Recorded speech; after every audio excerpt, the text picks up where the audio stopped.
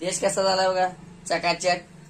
शाळेचा कड मारून मस्त की कंसात पप्पू अप्पू अप्पू अप्पू म्हणायचं. अप्पू झाला काय बाय? छान झाला कट? छान झाला. उद्या पहिला दिवस शाळेचा. गुड बॉय म्हणली पाहिजे. Good boy. हा, लाईक करा, शेअर करा आमच्या चॅनेलला. उत्तर कोरियाचा अध्यक्ष कट कसा आहे बघा मित्रांनो.